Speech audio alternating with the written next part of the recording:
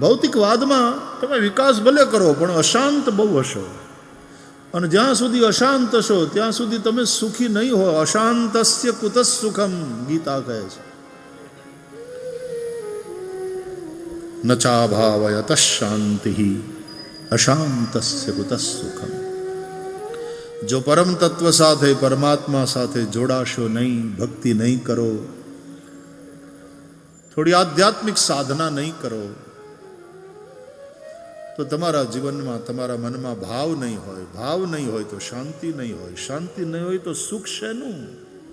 अशांत ही उपद्रव करता है, याद रखो. शांत जो है वो अनुग्रह करता है, अशांत उपद्रव करता है. शांत कौन? योगी. शांत कौन? भगवानना भक्तो.